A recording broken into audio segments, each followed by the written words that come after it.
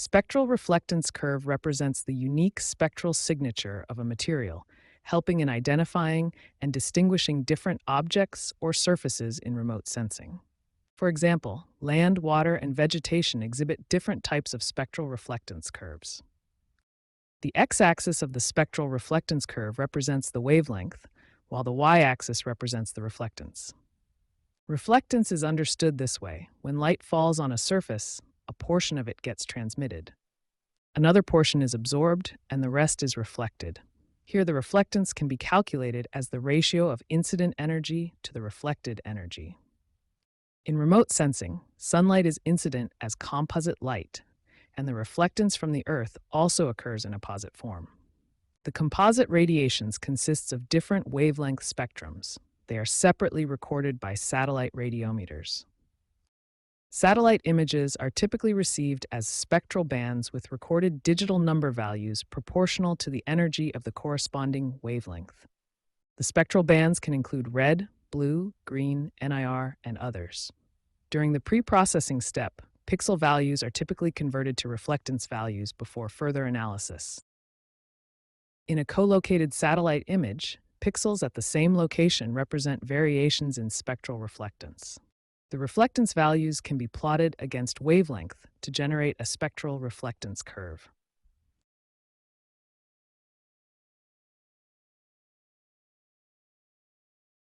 Now we shall plot spectral reflectance curves of 3 different features using Google Earth Engine.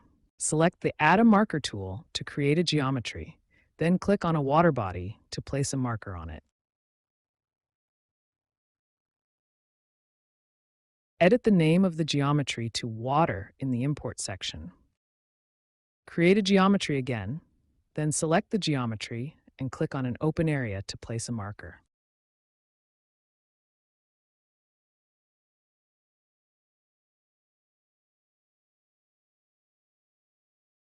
Change the name to Land.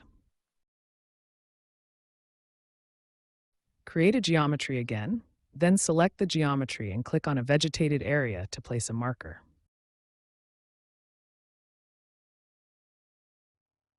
Then change the name of the geometry to Water. Now we have created 3 different markers on 3 different features. Now we will display a suitable Landsat 9 image for the selected area. Type Landsat 9 in the catalog window, select the TOA image from the catalog, then copy the code snippet. In the command window, assign it to a variable named L9.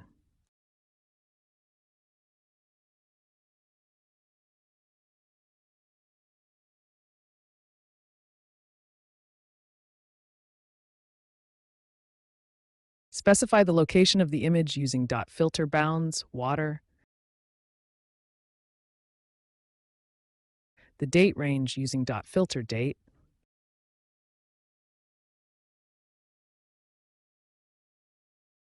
and the cloud cover percentage using .filter cloud cover 10. This will retrieve some images for the area. Choose the first image using the first function. To learn how to display a Landsat 9 image, you can watch the detailed video on the same channel. The link is provided in the description. We shall display the false color composite of the selected image using Map Add Layer function.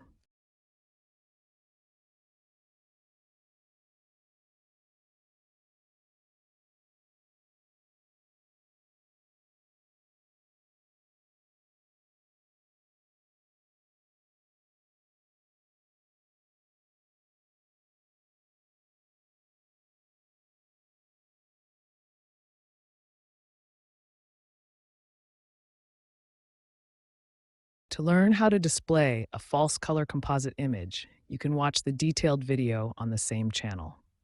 The link is provided in the description. Now we can select bands B1 to B7 from the Landsat 9 image.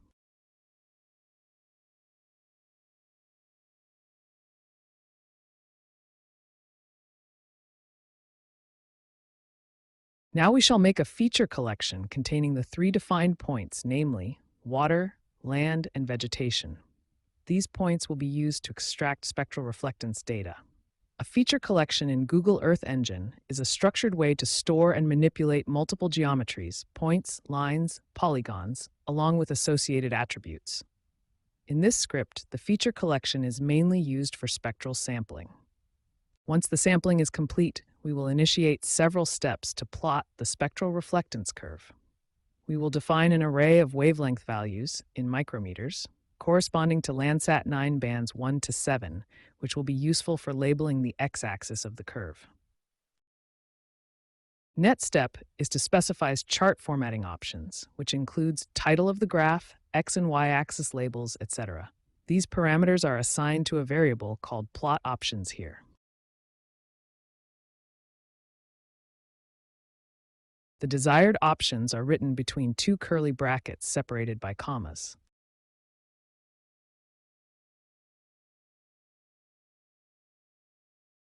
This is called as an object literal in JavaScript.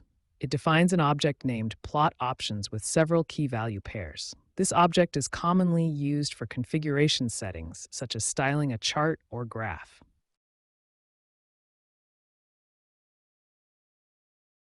The graph title here is Landsat 9 Surface Reflectance Spectra.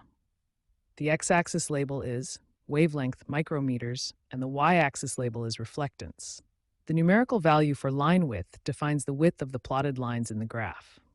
The point size sets the size of the data markers on the plot. We shall generate spectral reflectance curve using ui.chart.image.regions function. The function plots statistical summaries of image regions. This function uses various parameters defined by us in the previous steps as arguments.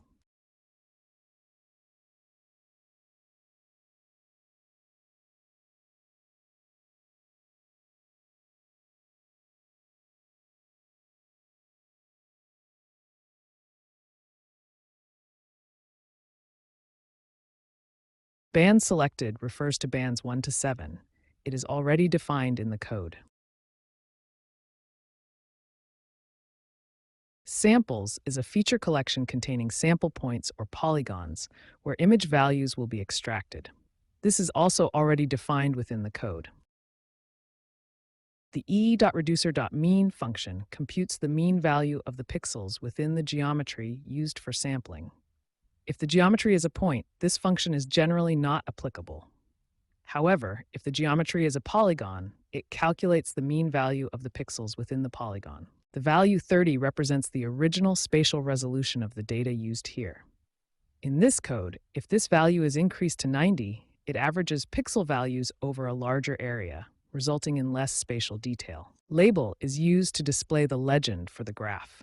We will discuss this once the graph is displayed. For now, we will leave it as it is. Wavelengths here is list of corresponding wavelength values for the selected bands. This is also defined already in the code.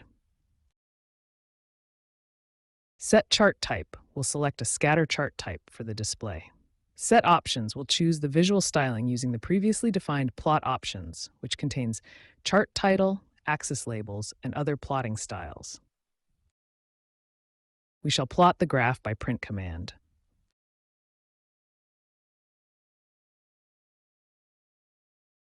A graph containing 3 plots will be displayed on the console panel. Each curve in the graph represents 3 different features defined by the geometries we created. You may notice that the legend is not properly defined. This is due to the labels not being specified for the graph. We shall do some advanced editing for getting labels in the graph. Labeling a graph is possible when its associated geometry is converted into a feature. A feature can store labels as attributes, enabling proper labeling.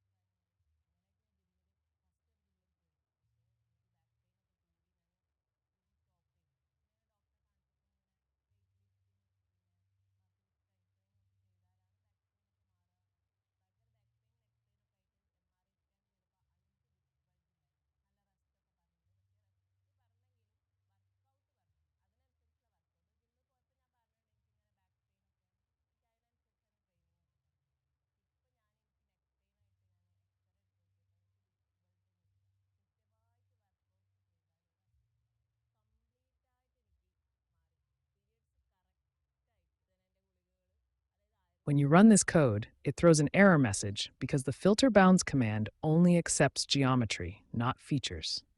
Since we have converted all geometries into features, filter bounds will not accept the feature argument. We shall make a small change in the code for converting the feature to geometry within the filter bounds command.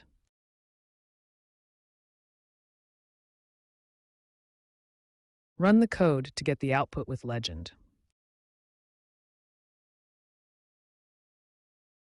When you change geometry to features and attaching a label to it, the UI.chart.image.regions function takes the label argument for displaying.